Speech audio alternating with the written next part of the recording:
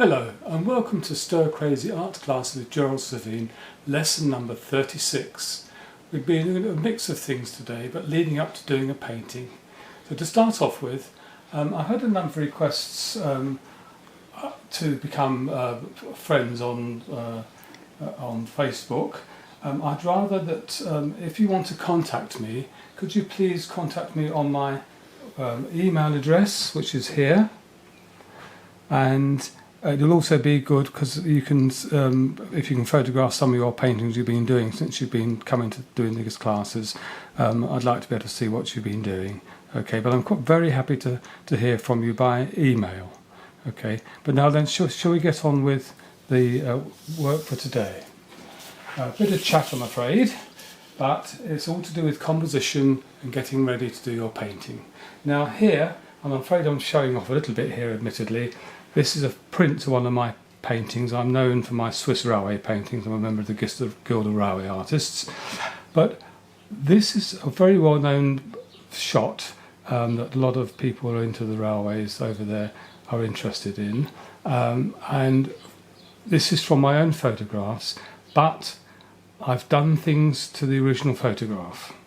Composition in your painting is more important. This is one of the wonderful things about doing paintings. You can change things to suit yourself. For instance, the tree over here is actually really right up there, and I've chopped it down so we could get a more interesting and a nicer finishing off to this side of the painting. I've pulled in from over here the mountain behind Lausanne. I've taken the city of Montreux and pulled it over.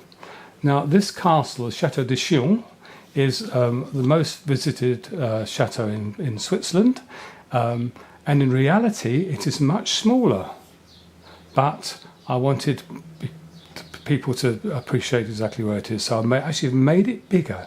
So we chopped the tree down, brought the mountain in, moved the city over, made this bigger, and again in reality running through here, through the trees, is a motorway on stilts. We don't want that in the picture, so we cut that out. And also the pylons here for the overhead electricity is further forward on the locomotive. Now locomotive at the end of the day is the most important thing, so what I've done is I've pushed all these back a bit, and then from there, from that composition, but you can also see how this leads your eye round to the main thing, which is this. This holds you in this side. And of course, again here, you've got the trees coming down here, which again are pointing you down to the locomotive.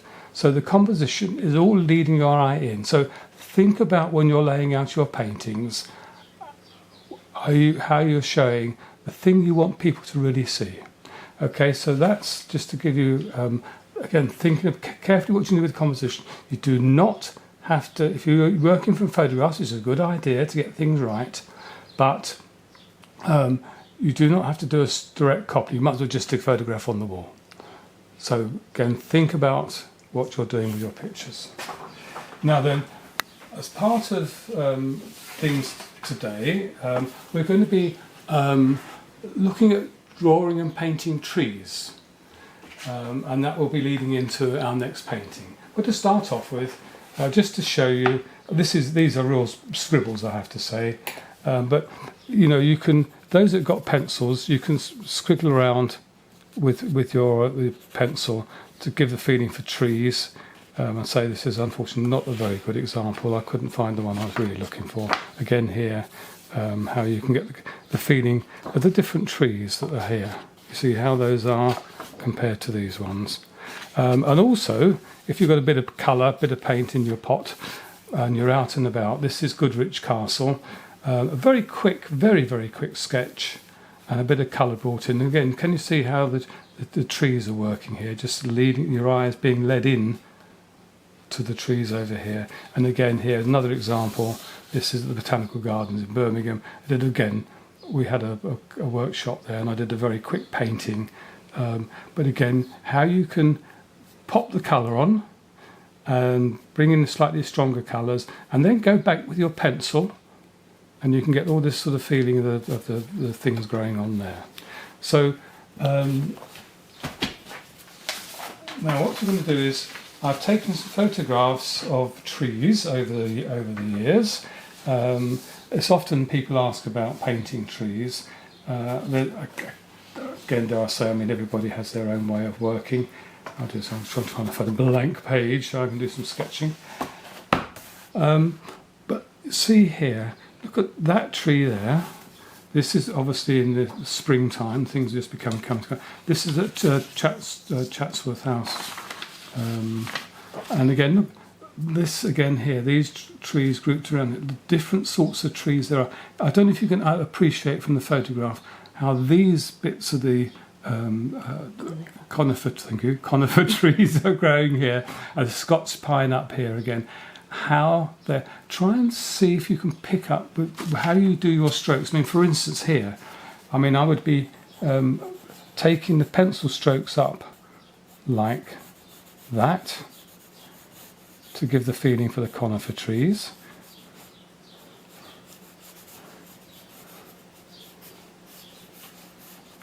Again, I'm just doing it very, very crudely. Again, if you've got more time to do that.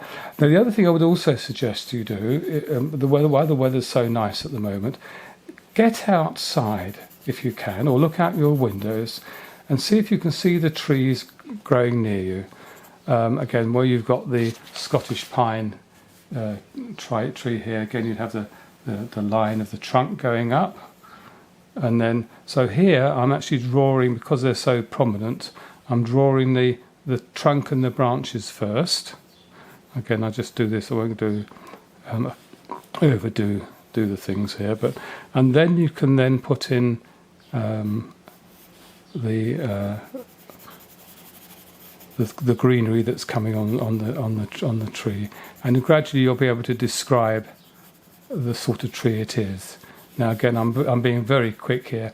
If you look closely, you might be able to pick up, have a bit of time, you might have a bit of fun and have a go at drawing them yourself from the photographs that are there. Again, don't forget you can download the program, the lessons, and you can take your own time. Again, what I'm going to do here, bring a bit of pencil work just to bring the things together, to hold it all together. But again, it's very, very crude, I'm sorry to say, but there we go, just give you some idea. And then you've got other trees and things here, shrubs, which again you can build up. So even if you haven't got paints, you can create a picture. And if you remember when we did the views across Castlemorton Common, we had a lot of trees there. But here again, you can got time. You can put more detail in. Again, as I did on some of those, although they're very quick, the coloured ones, where you could actually see the leaves. And then you can, again, we've got the shrubs growing in front of the trees here. So we can then bit of shadow in to give the feeling for the things that are going on. And again, coming over to one side, it gets a bit darker. But again, you see, by leaving that trunk as it is, it will make a difference to how we're doing some of the other trees that are here. But you just gradually build up. Again, here, I'll just show you these ones here again so you can see. These ones obviously in blossom. But you can see, maybe you can see the trunks there. Got the trunks here with just, again, this is exactly the same time. These trees hadn't come into leaf yet, where these ones had. Now then, this is local to us. Again, here you can see and in fact you could almost do this as if you wanted to, you could actually do this as a painting. You've got the hedge coming round here. You've got the road leading your eye in. Now again, I'm doing this very, very crudely. So you've got the road coming round. But this is the sort of thing you could actually do, as it were, live. You go outside and you've got the hedge coming through, gradually coming round the bend. You've got trees in the distance over here. There's a potted tree stuck on the corner here. So again, I'm just indicating where that's coming. Then we've got this lovely big tree here, which is really the centre of the picture. Again, just being patient, but then just taking up the shape of the trunk. This is quite a chunky bit of tree there. And then again here, just lightly to start off with, bringing in the outline. If the camera can move across and can see the original picture. Again, you don't have to be exactly the same. As things never are, but it's a good guide to what's going on. You can gradually build up the character of the tree. You get those sort of different groups of the leaves that are on the bits on the branches and things, and you gradually build up, because obviously with a trunk that size you're going to really have got a heavy tree going on here. And then you can go back and then you can start colouring in light to start off with.